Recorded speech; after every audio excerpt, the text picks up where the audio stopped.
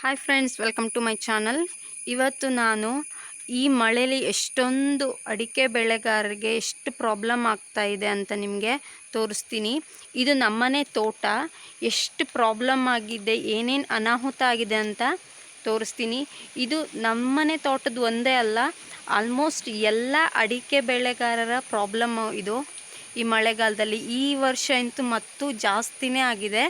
So ನೋಡಿ ಯಾವ ಥರ ಅಡಿಕೆ ಬಿದ್ದಿದೆ, ಎಷ್ಟು ಅಡಿಕೆ ಮರ ಬಿದ್ದಿದೆ ಅಂತ ನೋಡಿ. ಈ ಥರ ಅಡಿಕೆ ರಾಶಿನೇ ಬಿದ್ದಿದೆ. ಈ ಗಾಳಿ ಹೊಡೆತಕ್ಕೆ ಈ ಥರ ಬಿದ್ದಿದೆ ನೋಡಿ. ಇದು ಯಾವುದು ಯೂಸಿಗೆ ಬರಲ್ಲ, ಇದಷ್ಟು ತೆಗೆದು ಒಗೆಯೋದೇ ಆಗಿರುತ್ತೆ ನೋಡಿ. ಇಲ್ಲಿ ನೋಡಿ, ಗಾಳಿ ಹೊಡೆತಕ್ಕೆ ಇಡೀ ಕೊನೆನೇ ಬಿದ್ದಿದೆ. ಸೊ ಅಡಿಕೆ ಬೆಳೆಗಾರರ ಕಷ್ಟ ಇದೆ. ಅಡಿಕೆ ಬೆಳೆಗಾರದ್ದು ಈ ಥರ ಕಷ್ಟ ಆದರೆ ಬೇರೆಯವ್ರದ್ದು ಮತ್ತೊಂದು ಥರ ಕಷ್ಟ ಆಗಿರುತ್ತೆ. ಸೊ ನಾನು ಅಡಿಕೆ ಬೆಳೆದು ಮಾತ್ರ ಹೇಳ್ತಾ ಇದ್ದೀನಿ. ಸೊ ನಿಮ್ಮಲ್ಲೂ ಈ ಥರ ಆದರೆ ಪ್ಲೀಸ್ ಕಾಮೆಂಟ್ ಬಾಕ್ಸಲ್ಲಿ ಕಾಮೆಂಟ್ ಮಾಡಿ.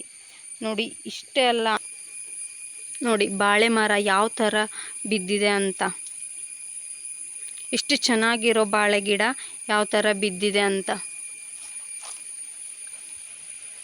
ನೋಡಿ. ಅಡಿಕೆ ಮರಗಳ ರಾಶಿನೇ ಯಾವ ಥರ ಬಿದ್ದಿದೆ ಅಂತ, ನಮ್ಮನೆದು ಬೇರೆಯವ್ರ ಮನೆ ತೋಟಕ್ಕೆ, ಬೇರೆಯವ್ರ ಮನೆದು ನಮ್ಮನೆ ತೋಟಕ್ಕೆ ಅಂತ ಹೇಗೆ ಬಿದ್ದಿದೆ ಅಂತ. ಸೊ ಅದು ಬೀಳೋದಲ್ಲದೆ ಸಣ್ಣ ಸಣ್ಣ ಗಿಡಗಳಿಗೂ ಎಷ್ಟೊಂದು ಪೆಟ್ಟಾಗತ್ತೆ ಅಂತ ನೋಡಿ. ಎಷ್ಟು ಚೆನ್ನಾಗಿ ಕೊನೆ ಇತ್ತು. ಸೊ ಇದು ನಮ್ಮ ಪಕ್ಕದ ಮನೆದು, ಅದು ಕೂಡ ನಮ್ಮನೆ ತೋಟಕ್ಕೆ ಬಂದು ಬಿದ್ದಿದೆ ನೋಡಿ. ಇಲ್ಲಿ ನೋಡಿ, ಛಿದ್ರ ಹಾಕ್ಕೊಂಡಿದೆ. ಇದೆಲ್ಲ ಚೆನ್ನಾಗಿ ಇನ್ನೂ 15 ವರ್ಷ ಇರುವಂತಹ ಮರಗಳು ಇವೆಲ್ಲ. ಎಷ್ಟೊಂದು ಲಾಸು ಅಡಿಕೆ ಬೆಳೆಗಾರರಿಗೆ ಇದರಿಂದ ಗೊತ್ತಾ. ನೋಡಿ ಯಾವ ಥರ ಒಂದೊಂದು ಮರದಲ್ಲಿ ಒಂದೊಂದು ಬುಟ್ಟಿ ಅಡಿಕೆ ಸಿಗೋ ಅಷ್ಟು ಬಿದ್ದಿದೆ ನೋಡಿ. ಎಲ್ಲ ಛಿದ್ರ ತೋಟ ಅಂದರೆ ಹೇಗಿರುತ್ತೆ, ಮಳೆಗಾಲ ಬಂದಮೇಲೆ ಯಾವ ರೀತಿ ಆಗತ್ತೆ ಅಂದರೆ ನೋಡೋಕ್ಕೆ ಆಗಲ್ಲ ನೋಡಿ. ಎಷ್ಟು ಚೆನ್ನಾಗಿ ಕೊನೆ ಇರೋ ಅಂಥದ್ದೇ ಯಾವ ಥರ ಬಿದ್ದಿರುತ್ತೆ ಅಂತ. ಇದಿಷ್ಟೇ ಅಲ್ಲದೆ ಮತ್ತು ಮಂಗನ ಕಾಟ ಬೇರೆ. ಸೊ ಮಂಗನಿಂದನೂ ಎಷ್ಟೊಂದು ವೇಸ್ಟ್ ಆಗುತ್ತೆ ಅಂತ, ತುಂಬ ವೇಸ್ಟ್ ಆಗುತ್ತೆ. ಅದು ಇಷ್ಟು ಸಣ್ಣದೆಲ್ಲ ಕಿತ್ತು ಬಿಸಾಕತ್ತೆ. ಸೊ ಅದಿಷ್ಟು ವೇಸ್ಟ್ ನೋಡಿ. ಎಷ್ಟು ಚೆನ್ನಾಗಿರೋ ಅಂಥದ್ದು ಅರ್ಧಕ್ಕೆ ಕಟ್ಟಾಗಿ ಯಾವ ಥರ ಬಿದ್ದಿದೆ ನೋಡಿ. ಇಷ್ಟಕ್ಕೆ ಕಟ್ಟಾಗಿ ಯಾವ ಥರ ಬಿದ್ದಿದೆ ನೋಡಿ. 2-3 ಕೊನೆ ಇತ್ತು ಅಲ್ವಾ. ಸೊ ಇದರಿಂದನೇ ಎಷ್ಟು ಲಾಸ್ ಆಗುತ್ತೆ ಅಂದರೆ ಅಡಿಕೆ ಬೆಳೆಗಾರರಿಗೆ ನೋಡಿ. ಇಷ್ಟು ಹಸಿರಿಗಿರೋದು ಚೆನ್ನಾಗಿರೋ ಕೊನೆ. ನೆಕ್ಸ್ಟ್ ಮುಂದಿನ ವರ್ಷವೂ ಕೂಡ ಇಷ್ಟು ಚೆನ್ನಾಗಿ ಫಸಲು ಬರುವಂಥದ್ದು ಹಾಳಾಗಿದೆ ಅಂತ ನೀವು ನೋಡ್ಬೋದು. ಇದು ನಮ್ಮ ರೈತರ ಕಷ್ಟ. ಇಲ್ಲೊಂದು ಹಲಸಿನ ಮರ ಇತ್ತು, ಅದು ಕೂಡ ಒಂದು ರೆಂಬೆ ಮುರ್ಕೊ ಬಿದ್ದಿದೆ. ಸೊ ಪ್ರಾಬ್ಲಮ್ ಏನೂ ಆಗಿಲ್ಲ.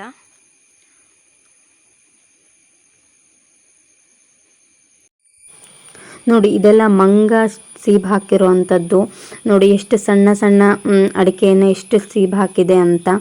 ಇದೆಲ್ಲ ಏನಕ್ಕೂ ಯೂಸ್ ಬರಲ್ಲ, ತೆಗೆದು ಒಗೆಯೋದೇ ಆಗಿರುತ್ತೆ ನೋಡಿ. ನಮ್ಮ ಮಲೆನಾಡಿನಲ್ಲಿ ಎಷ್ಟು ಪ್ರಾಬ್ಲಮ್ ಆಗುತ್ತೆ ಅಂತ. ಮಂಗನಕಾಯಿಯವರು ಇದ್ರೂ ಅದೇನೂ ಯೂಸ್ ಆಗಲ್ಲ.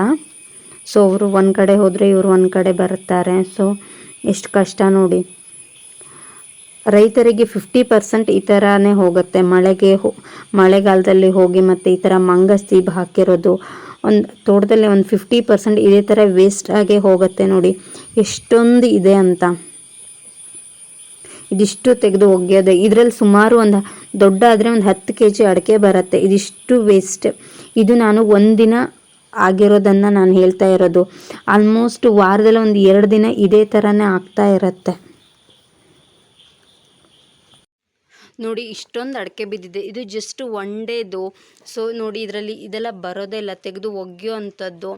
ಸೊ ಇದರಲ್ಲಿ ಸುಮಾರು 3/4 ಬುಟ್ಟಿ ಇದೆ. ಈ 3/4 ಬುಟ್ಟಿಲಿ ಸುಮಾರು 10 kg ಅಡಿಕೆ ಬರ್ತಿತ್ತು ದೊಡ್ಡ ಆಗಿ ಬೆಳೆದ್ರೆ.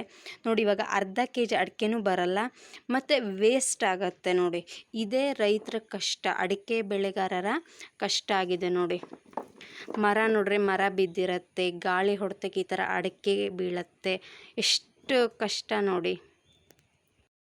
ನೋಡಿದ್ರಲ್ಲ ಫ್ರೆಂಡ್ಸ್, ಈ ವಿಡಿಯೋ ನಿಮಗೆ ಇಷ್ಟ ಆದಲ್ಲಿ ಲೈಕ್ ಕಾಮೆಂಟ್ ಶೇರ್ ಮಾಡಿ. ನೀವು ಕೂಡ ಅಡಿಕೆ ಬೆಳೆಗಾರ ರೈತರ ಆಗಿದ್ದರೆ ಪ್ಲೀಸ್ ಸಬ್ಸ್ಕ್ರೈಬ್ ಮಾಡಿ, ಶೇರ್ ಮಾಡಿ. Thank you.